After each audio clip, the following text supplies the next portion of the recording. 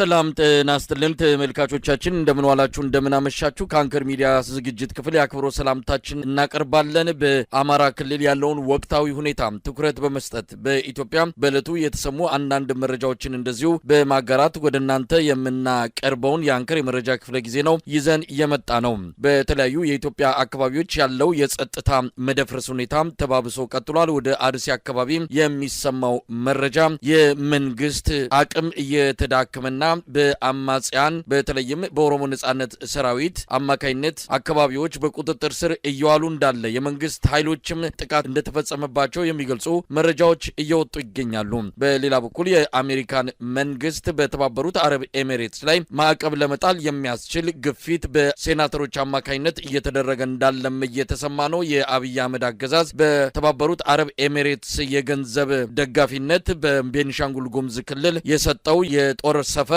የአሜሪካውያንን ስጋት በከፍተኛ ደረጃ ጨምሯል ማዕቀብ የሚጥሉ ከሆነ የአብይ አህመድ አገዛዝም ከማዕቀቡ የሚተርፍ እንዳልሆነ ነው እየተነገረ የሚገኘው በአጠቃላይ በኢትዮጵያ ወቅታዊ ሁኔታ በተለይም በአማራ ክልል ያለውና በቀጠናው እየተጠናከረ የመጣው የጸጥታ ችግር ለዓለም አቀፉ ማህበረሰብ ትልቅ ስጋት ሆኖ ተደቅኗል እነዚህንም ጉዳዮች እናነሳለን ሌሎች መረጃዎችንም በማከል ወደናንተ ከመናቀርበው የዕለቱ የመረጃ ክፍለ ጊዜ ጋር አብራችሁ እንድትቆዩ ግብዣችን ነው አሁን በቀጥታ ማመራው ወደ ዘውትር ተሳታፊያችን ይሆናል አዲስ አበባ ዛሬ አንድ አመት አካባቢ የተያዙ ወጣቶች አሁን ያሉበት የገቡበት አይታወቅም ፍርድ ቤትም አልቀረቡም የታሰሩበት እስር ቤት የት እንደሆነም አይታወቅም ከነዚህ መሃል ገነት አራጌ ትገኝበታለች ገነት አራጌ የኢዜማ የቀድሞ የሴቶች ጉዳይ ኃላፊ ናት በጣም ጠንካራ ወጣት ናት እሷን ጨምሮ በርካታ ወጣቶች ተይዘው የት እንደገቡ አልታወቀም ቤተሰብ አስክሬንም ከሆነ ስጡንና እርማችንን እናውጣ ብለው እየጠየቁ ነው የትኛውም የኢትዮጵያ እስር ቤት የትኛውም ድብቅ እስር ቤት ተፈልጎ ታስሰው ጠፍተዋል በጣም አስገራሚ ነው በዋት ጊዜ እንዲህ አይነት ነገር ሰምተንም አይተንም አናቅም የኢትዮጵያ ዜጎች ለማህበራዊ ፍትህ ኢዜማ በዚህ አንጻር ምንም አይነት መግለጫ አለመስጠቱ በራሱ አነጋጋሪ ነው እንደሰማነው ከሆነ የገነት አራጌ ወላጅ ቤተሰቦች እነ ፕሮፌሰር ብርሃኑ ነጋን እቤታቸው ጋብዘው በከፍተኛ የወዳጅነት ስሜት እንዳስተናገዷቸው ነው የሰማነው ቤተሰብ ምናልባት እነ ፕሮፌሰር ብርሃኑ ነጋ በዚህ ረገድ የሚረዷቸው እንደሆነም ተማጽኖ ጥያቄ አቅርበው ነበር በኢዜማ በኩልም ሆነ በፕሮፌሰሩ በኩል እስካሁን ስለ ጉዳዩ ትኩረትም አልተሰጠም ምናልባት ይሄ ጉዳይ ወዴት ሊያመራ ይችላል የሚለው የብዙ ኢትዮጵያውያን ስጋት ነው ወንጀል ሰርተውም ከሆነ በአግባቡ በአገሪቱ ህግ መሰረት ፍትህ ማግኘት ሲገባቸው በህይወት ይኑሩ አይኑሩ የሚታወቅበት ነገር በሌለበት አንድ አመታቸውን ትላንትና ደፍነዋል በዚህ ላይ የኢትዮጵያ ህዝብ አብዮታዊ ፓርቲ ኢህአፓ መግለጫ አውጥቷል በአስቸኳይ ያሉበት ቦታ እንዲታወቅ ይደረግ ዘንድ ነው ጥሪ ያቀረበው በአብይ አህመድ አገዛዝ በኩል ምንም አይነት ምላሽ እየተሰጠ አይደለም እነዚህ ወጣቶች የት ነው ያሉት በህይወት የሌሉም ከሆነ ይነገረን የሚለው የቤተሰብ ተማጽኖ ጠንክሮ እየተሰማ ነው ያለው እነዚህ ሰዎች ሲዋጉ ሲያሴሩ አልተያዙ በግልጽ የመንግስት ደጋፊ የሆነው የኢዜማ ፓርቲ አባል ሁና በብቃት ስትሳተፍ የነበረች እጅግ በጣም ብሩህ ጭንቅላት የነበራት ከፍተኛ የሆነ አቅም ያላት ልጅ ምንም ባላጠፋችውና ባልሰራችው ወንጀል ታፍና ተወስዳለች በጠራራ ፀሐይ ነው የተወሰደችው ህዝብ እያየ ነው የተወሰደችው ሁለተኛ ሌሎችም የሷ ጓደኞች ባንኮች ላይ የሚሰሩ የኢትዮጵያ ቴሌኮሙኒኬሽን መስሪያ ቤት ላይ የሚሰሩ ከሚሰሩበት ተቋም በተለይ ባንክ የሚሰራው ሜክሲኮ አካባቢ የሚገኘው የመከላከያ ዩኒፎርም የለበሱ ታጣቂዎች መስሪያ ቤቱ ድረስ ገብተው ነው የወሰዱት ከዛ በኋላም የቤት ፍተሻና ብርበራ አድርገዋል እነዚህ ሰዎች ሌላ ሰው ወይም ሌላ የታጠቀ ኃይል ወይም ሌላ ድርጅት ወይንም ገንዘብ የፈለገ ሰው አፍኖ ገንዘብ ለመደራደር እንዳልወሰዳቸው የሚያሳዩ በርካታ ምሳሌዎችን መጥቀስ እንችላለን እንግዲህ እነዚህ ሰዎች አንድ አመት ሆኗቸዋል ሳናጣራ እናስርም ከዚህ በፊት እኛ አሸባሪዎች ነበርን በየቀበሌውና በየወረዳው ቶርች ማድረጊያ ማዕከላትን በድብቅ ወጣቶችን እያስገባን ስንገድል ዘቅዝቀን ስንገርፍ በኤሌክትሪክ ስንጠብስ ብልታቸው ላይ ሃይላንድ ስናንጠለጥል ነበር እኔ በኢህአዴግ ስም በፓርላማው ላይ ኢህአዴግን ወክዬ ይቅርታ ጠይቃለሁ ያለ መንግስት ዛሬ እነዚህን ወጣቶች ምንም ወንጀል ያልሰሩ ወጣቶችን አፍኖ አንድ አመት ሙሉ ፍርድ ቤት አለማቅረብ አይደለም ትልቁ ወንጀል ያሉበትን ቦታ እንኳን ለማሳወቅና ቤተሰቦቻቸው 365 ቀናት ሙሉ እንቅልፍ እያሰቡ ሲተኙ ለዜጎች ክብር የሌለው መንግስት መሆኑን በእነዚህ ግለሰቦች ብቻ እንኳን አገር ላይ አብዮት የሚያስነሳ ወንጀል ተፈጽሞባቸዋል። ነገር ግን እነሱ ብቻ አይደሉም። የብልጽግና ደጋፊ ፓርቲ የሆነው የኢዜማ ሊቀመንበሩ እኮ ከታሰረ ዓመት አልፎታል። ሌሎችም አባላቶች እኮ በየክፍለ ሀገሩ እየታፈኑ እየተሳደዱ መድረሻ አጠው ራሳቸውን ደብቀው ነው የሚገኙትና እንግዲህ የሚደግፈውን ፓርቲ እንደዚህ ካሳደደ የሚገዳደሩ ፓርቲዎች ቢኖሩ ምን ሊያደርጋቸው እንደሚችል የዚህ መንግስት አጠቃላይ ወንጀል ቁልጭ አድርጎ የሚያሳይ ነገር ነው። ነገር ግን ዛሬ እነሱን አፍኖ የት ቦታ እንዳደረጋቸው አይናገርም። ገሏቸውም ይሁን ከፍተኛ የአካል ጉዳት ደርሶባቸውም ይሁን በረሃብ ምክንያት ምግብ በአቅርቦት በሕክምና እጦት ምክንያት ህይወታቸውን አጣው ከሆነ የሚታወቅ ነገር የለም። ይሄ ነገር ግን 100 ዓመትም እንኳን ቢወስድ የብልጽግና አመራሮች በህይወት እስካሉ ድረስ የሚጠየቁበት የዓለም አቀፍ ወንጀል ሆኖ የተመዘገበ ነገር እንደሆነ ነው። ለቤተሰቦቻቸው ከፍተኛ ጭንቀት የኢትዮጵያ ህዝብ አብሮ መጨነቅ መቻል እንዳለበትና መንግስትንም ጥያቄ ማቅረብ እንዳለበት። እነዚህ ሰዎች መሳሪያ ይዘው ሲዋጉ አልተያዙ። ዛሬ መሳሪያ ይዘው የሚታገሉ ወጣቶች ቢማረኩ ምን ሊያረጋቸው እንደሚችል እንግዲህ ገምተው አዲስ አበባ ከተማ ላይ ቢሮ ከፍተው የሚንቀሳቀሱ ፓርቲዎችን 1 ዓመት ሙሉ አፍኖ ሰውሮ የት ቦታ እንዳስቀመጣቸው ሳያሳውቅ ዝም ማለቱ የስርዓቱን እጅግ በጣም ጨካኝነትና ለህዝብ የማያስብ አገዛዝ እንደሆነ ነው ማየት የሚቻለው። መሳይ በቀጥታ ወደ አማራ ክልሉ ጉዳይ እንገባለን። በአማራ ክልል ያለው ወቅታዊ ሁኔታ በተመለከተ በእጅ የሚገኙትን መረጃዎች እንድታካፍለን እድሉን እሰጥሃለሁ። መልካም መሳይ፣ እንግዲህ በማዕከላዊ ጎንደር ልክ እንደ ደቡብ ጎንደሩ በርካታ ቦታዎች ላይ ውጊያ እየተደረጉ እንደሚገኙና መነሻውን ከጭልጋ ወረዳ ጫንድባ ከተማ አድርጎ ወደ ጣቁሳ ደልጊ አቅጣጫ ሲጓዝ የነበረ የአገዛዙ ጦር በአብዛኛው መደምሰሱን መረጃዎች ያመላክታሉ። የአማራ ፋኖ ብሔራዊ ንቅናቄ ጎንደር ጠቅላይ ግዛት ዕዝ በጌምድር ክፍለ ጦርና ዞብል ጃኖ ክፍለ ጦር ጥምር ኃይል መንገድ ላይ ተቆርጦ የተከበበ የአብይ አህመድ ጦር በከፍተኛ ሁኔታ የተደመሰሰ ሲሆን አብዛኛው ኃይሉ የመንገድ ራት ሆኖ ወርቆ እንደቀረ መረጃዎች እየጠቆሙ ይገኛሉ። በጭልጋና ጣቁሳ ወረዳ አዋሳኝ የሚገኙ ጨውድባና ወርቅ ድባ በተባሉ ቦታ ላይ ከቀኑ 9 ሰዓት ገደማ በተጀመረውና እስከ ምሽቱ 2 ሰዓት በዘለቀው እልህ አስጨራሽ ትንቅንቅ ከፍተኛ ተጋድሎ የተደረገ ሲሆን የአገዛዙ ጦር ጭኖት ይንቀሳቀስ የነበረ አብዛኛው ከነሰራዊቱ ተደምስሷል። የአገዛዙ ሻለቃ አመራርን ጨምሮ 100 አለቃና ትይዩ ኃላፊነት ያላቸው አመራሮች እንዲሁም በመቶዎች የሚቆጠሩ መስመራዊ መኮንኖች እና ሌሎች የስርዓቱ የጸጥታ ኃይሎች ተደምስሰዋል ተብሏል። አብዛኛው የጦር ቁሳቁስ በነበረው የተኩስ ልውውጥ የጋየና የወደመ ሲሆን ከ150 በላይ ሙትና ቁስለኛ ተመዝግቧል። የጦሩ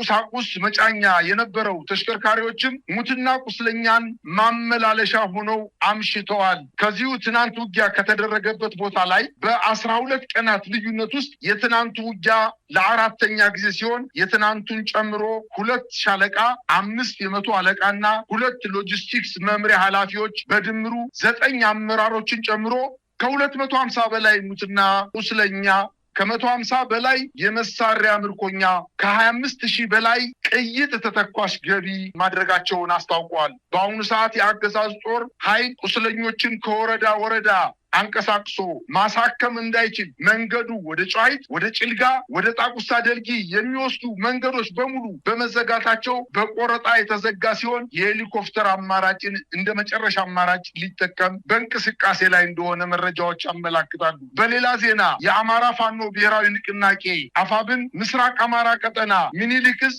አካል የሆነችው ላስታ ጀነራል አሳምነው ጽጌ ኮር ከሁሉም ክፍለ ጦሮች የተወጣጡና የኮሩ ነብሮ ኮማንዶ ዋክሹም ብርጌድን ጨምሮ በተሳተፉበት አውደ ውጊያ በአገዛዙ መከላከያ ሰራዊት ላይ ድል ተቀዳጅተዋል። በቡግና ወረዳ አይና ከተማ ላይ በዙሪያው በተደረገ ከባድ ትንቅንቅ የአገዛዙን የጦር ኃይል ምሽግ በመስበር ከ82 በላይ በመደምሰስ 25 ክላሽ 1520 የክላሽ ተተኳሽ 32 የእጅ ቦምብ 26 የወገብ እና የደረት ትጥቅ በመማረክን ውጊያውን በድል ማጠናቀቃቸውን አስታውቀዋል። በሌላ ዜና በ3 አቅጣጫ ወደ ጃቢ ጠናን ወረዳ ማክሰኝት ከተማ የመጣውና ፍኖት ሰላም ከተማ የመሸገው በርካታ የአገዛዙ ሰራዊት ተደመሰሰ።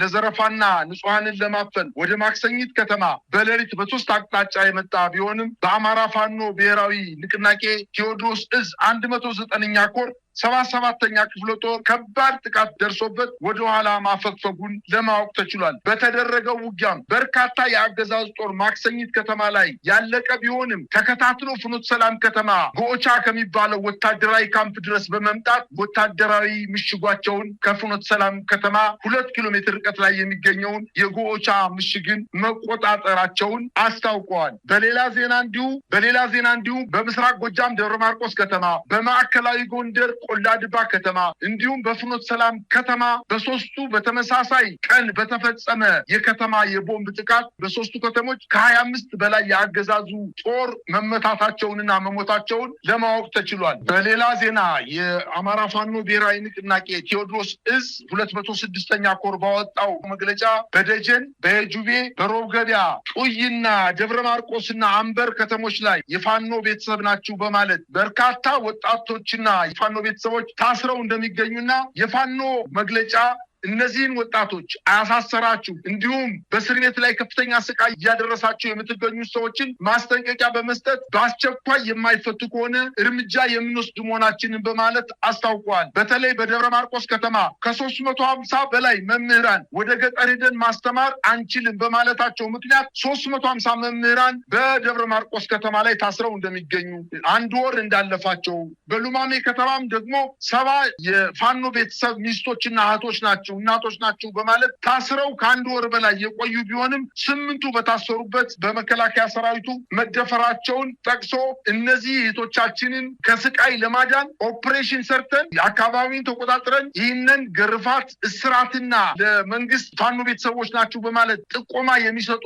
ኃይላትን እርምጃ የምንወስድ መሆናችንን በማለት መግለጫ መስጠታቸውን አስታውቀዋል። በሌላ ዜና እንግዲህ በደቡብ ጎንደር በተለይ በደብረ ታቦርና በወረታ ከተማ አሁንም ውጊያዎች ሲቀጠሉ ናቸው ሲታወቅ በተጠና መንገድ የአገዛዙን ጦር አጥቅተው ከተሞችን ተቆጣጠሩ ቢሆንም ፋኖ ሲገባ በሆስፒታሎች ውስጥ የብልጽግና አመራር የአስክሬን ማቆያ ክፍል ራሳቸውን ደብቀው እንደተገኙና በኋላም የፋኖ ኃይሎች መከላከያ ደርሶ ከተሞችን በሚቆጣጠርበት ጊዜ ከአስክሬን ክፍል ውስጥ ወጥተው ከህዝቡ ጋር የተቀላቀሉ መሆናቸውን እጅግ በጣም የሚያስገርም ዜና ነው የደረሰኝ። ከዚህ ሞት ይሻላል በማለት የአካባቢ ህብረተሰብ እየቀለደባቸው እንደሚገኝ ነው መረጃዎችን የሚያመላክቱት።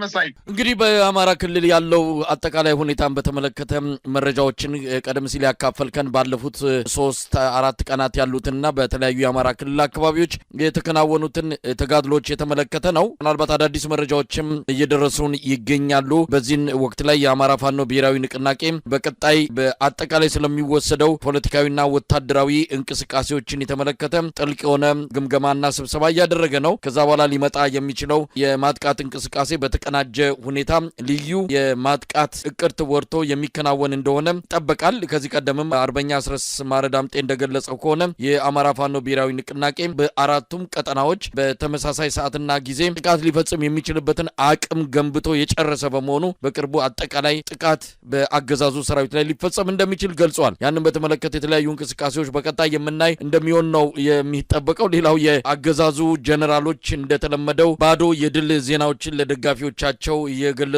ይገኛሉ። ሰሞኑን በባህር ዳር የተሰበሰበው የአማራ ክልል በአጠቃላይ የጸጥታው ጉዳይ የተመለከተ አንድ ስብሰባ ላይ የምስራቅ እዝ አዛዥ ሌተናል ጀነራል ማመር ተሰማ ፋኖን አጥፍተናል፣ ከዚህ በኋላ የሚቀር ነገር የለም፣ በታትነነዋል ብለው ምናልባትም በሳቸው አንደበት ይህንን ቃል ሲናገሩት ለ10ኛ ጊዜ እንደሆነ ዘርዝሮ ማስቀመጥ ይቻላል። በትነነዋል፣ አጥፍተነዋል፣ ከዚህ በኋላ የቀረው አመራሩ ነው፣ አመራሩ እንዳይነጋገር እንዳይገናኝ አድርገን በየቦታው ያለ ጀሌ አስቀርተነዋል የሚል መግለጫ ሲሰጡ ከርሟል። አሁንም ባህር ዳር ላይ ተመሳሳይ የሆነ እውነት ለመናገር ለደጋፊዎቻቸው ሞራል ራሱ የሚያስቡ አይደሉም። በየጊዜው ተመሳሳይ ነገር እየነገሯቸው፣ ነገር ግን የአገዛዙ ሰራዊት በከፍተኛ ቁጥር እየተማረከ አካባቢዎቹን ለቆ እየወጣ ባለበት ሁኔታ ነው። አሁንም ጀነራል ማመር ተሰማ ፋኖ አልቆለታል፣ በታትነነዋል፣ የቀረው አመራሩ ብቻ ነው የሚል ባዶ ዲስኩርና የድል ዜና ለደጋፊዎቻቸው እያሰሙ የሚገኙት። በሌላ በኩል በተስፋ መቁረጥ ውስጥ የሚገኘው የአገዛዙ ያገዛዙ ሰራዊት የፋኖ ቤተሰቦችን ያሰቃየ እንደሚገኝ የፋኖ ቤተሰብ ናችሁ ያሏቸውን አርሶ አደሮች እንደዚሁም ማንኛውንም አርሶ አደር ቤት በመግባት የተቀመጡ እህሎችን ያወጡ የሚደፉበት ሴቶችን የሚደፍሩበት በጣም አስነዋሪ ተግባር እየፈጸሙ ያሉበት ሁኔታ ድል ያደረጉ ሳይሆን የተሸነፉን በመምጣታቸው በኪሳራና በተስፋ መቁረጥ የሚያደርጉትና የሚወስዱት እርምጃ እንደሆነ በግልጽ የሚታወቅ ነው። ለማንኛውም አሁን በአማራ ክልል ያለው አጠቃላይ ሁኔታ ምን ይመስላል? አብይ አህመድ ጦሩን እያጓጓዘ ነው። በከፍተኛ መጠን በአገሪቱ በመላ የሚገኙትን የሰራዊት አካላት ወደ ሰሜን እያጓጓዘ እንዳለ በቪዲዮ ጭምር የሚወጡ መረጃዎች እያመላከቱ ነው። አማራ ክልል ያለው ሁኔታ ምን ይመስላል? በአሁኑ ሰዓት አማራ ክልልን በአብዛኛው ተቆጣጥሮ ያለው ማን ነው? የአብይ አህመድ አገዛዝ በዚህ ደረጃ ቦታዎችን እየለቀቀ ይዟቸው የነበረውን በሙሉ ለፋኖ እያስረከበ በሚሄድበት በዚህ ወቅት ላይ ምን ማለት ይቻላል? ክልሉ በፋኖ ቁጥጥር ስር የሚገባበት የመጨረሻው ምዕራፍ የቀረ ነው የሚመስለውና እንደዚህ ላይ ምን ማለት ይቻላል? መሳይ በአጭር ጊዜ ውስጥ እኮ መንግስት ራሱ መልሱን አግኝቶታል እኮ። አንደኛ የተሳሳተ ድምዳሜ ላይ ደርሰው የፋኖ ኃይል በክልሉ ሚኒሻ ወይም የታጠቀ ኃይል አድማ ብተና ፖሊስ ሚልጽግና አመራር ራሱ ተዋግቶ ከተሞችን ይጠብቃል ብሎ ገምቶ ከሆነ እኮ እግራቸው ሳይነቅል እኮ ደብረታቦር ከተማን ተቆጣጠሩ። 18 ወረዳዎችን የደቡብ ጎንደር ወረዳዎችን የተቆጣጠሩት እኮ መከላከያ ሙሉ በሙሉ አካባቢ ሳይለቅ ነው። መከላከያን እየመቱ ደብረታቦር አስገብተው ከመና መቀጣዋ ጀምሮ ላይጋይንት ንፋስ መውጫ ክምር ድንጋይ ድረስ መከላከያ ነበር እኮ። ተመቶ ደብረታቦር ገባ። ከደብረታቦር ወጥቶ ወደ ትግራይ ክልል መንገድ ጀመረ። ነገር ግን ብዙ ሳይሄድ አንድ ቀን ሳያድር ደብረታቦር ከተማን ተቆጣጠሩ። ከዛ በኋላ አለምበር ከተማ ላይ መጣው ማጥቃት ሲጀምሩ አልፈው ሐሙሲት ከተማ ላይ መቆጣጠር ሲጀምሩ የመከላከያ ሰራዊት እኮ ተመለሰ። በማዕከላዊ ጎንደር ደግሞ ብኔት ያለፋ ከተማ ወረዳ ዋና ከተማ የሆነችው ሻውራን፣ የቋራ ወረዳ ዋና ከተማ የሆነችው ደለጎን እንዲሁም በሙርን ሌሎች እዛ አካባቢ የመከላከያ ካምፖችን ለቀው ወደ ሻውራ መጠው መከላከል ሲያደርጉ በተለያየ አቅጣጫ በአጸደ ማርያም፣ በጋዝጌ፣ በደንገል በር አካባቢ የነበሩት የፋኖ ኃይሎች ሻውራ ከተማ ላይ ጥቃት በመፈጸማቸው ሸሽተው ድኩል አርባ ከተማ መጡ። አሁንም ከድኩል አርባ ለቀው ወደ ግዳጅ እንላለን ብለው የደልጌ የነበረውን መከላከያ አንድ ክፍለ ጦር ይዘው እንቅስቃሴ ሲያደርጉ ጨውድባ ከተማ ላይ ቦታ ላይ ተመቱ። ነገር ግን ራሳቸውን እየተከላከሉ ጎንደር ከተማ ገቡ። ሌላ ኃይል ከጭልጋ ተነስቶ በጫንድባ አርጎ በጨውድባ አርጎ ወደ ደልጊ ከተማ ጉዞ ሲያደርግ ደግሞ ምን ያክል ጉዳት እንደደረሰበት በተደረገው ውጊያ አይተናል። ከ150 በላይ የመከላከያ ሰራዊት ተመቷል። ከፍተኛ ጉዳት ደርሶበታል። የያዘውን ስንቅና ትጥቅ ተቀምቷል። የያዘውን ሞርተር፣ ዲሽቃ፣ ስናይፐር፣ ብሬን፣ የነፍስ ወከፍ መሳሪያ ክላሽን በበርካታ ሁኔታ ማርከው ወስደዋል። በሺዎች የሚቆጠሩ ተተኳሾችን ማርከዋል። ስርዓቱ ተሸንፏል። አማራ ክልል ተሸንፏል። አሁን የፈለገው አጠቃላይ ውጊያውን ካወጣኝም ያውጣኝ፣ አንድ ጊዜ የዓለም አቀፍ ማህበረሰብ ገላጋይ ሆኖ እንዲገባ ወደ ትግራይ ክልል ሂጄ ጦርነት ከከፈትኩ በኋላ ገላጋይ እንዲገባ ወደ ትግራይ ክልል ሂጄ የደፈረሰው ደፍርሶ የጠራው ጠርቶ አይንን ጨፍኖ የገባበት ጦርነት ሊሆን እንደሚችል ነው አብዛኛው ሰው እየገመተ የሚገኘው። ይሄ ጦርነት በአማራ ክልል ዛሬ አይደለም የተሸነፈው። እስካሁን ድረስም የቆየው የፋኖ ኃይሎች አንድ ባለመሆናቸው ነው። እነሱ እንደሚናገሩት የመከላከያ ኃይሉ አይደለም ትግራይ ክልልና ኤርትራ ክልል ሄዶ አማራ ክልል ላይ አቅመቢስ ሆኖ ተበትኖ ነው ያለው። ስለዚህ ግምታቸው የተሳሳተ እንደሆነ፣ ሁለተኛ በሌሎች ክልሎችም በኦሮሚያ ክልል፣ በደቡብ ክልል አሁን እየተፈጠረ ያለው የኦሮሞ ነጻነት ሰራዊት የመከላከያ ሰራዊቱ እግሩን ነቅሎ ገና የኦሮሚያ ክልል ድንበር ከተሞች እንኳን ሳይደርስ በሰሜን ሸዋ የኦሮሚያ ሰሜን ሸዋ ተብሎ የሚጠቀሰው ከጓሃጤውን ጀምሮ ገብረ ጉራቻ፣ ፍቼ፣ ሌሎችም በአዲስ አበባ 50 እና 60 ኪሎ ሜትር ርቀት ላይ ያሉ ከተሞች የኦሮሞ ነጻነት ሰራዊት ገብቶ የፈለገውን ነገር እያደረገ እንደሚገኝና በርካታ ሚኒሾች እንደተገደሉ ነው መረጃዎች የሚያመላክቱት። በዝዋይ ዱግዳ ወረዳ ርሲ የኦሮሞ ነጻነት ሰራዊት ገብቶ ምን ያክል ጥቃት እንደፈጸመና ምናልባትም በርካታ ሚኒሻ እጁን መስጠቱን ነው መረጃዎች እያመላከቱ የሚገኙት። በአጠቃላይ ስርዓቱ በአማራ ክልል ብቻ ሳይሆን በኢትዮጵያ ደረጃ የተሸነፈ ስርዓት በመሆኑ የሚወስደው እርምጃ ምናልባት እንደቆሰለ ጅብ ያገኘውን ነገር እየረከሰ መቀጠል ነው የፈለገው። በአጠቃላይ በአማራ ክልል የብልጽግና አመራር ተሸንፏል።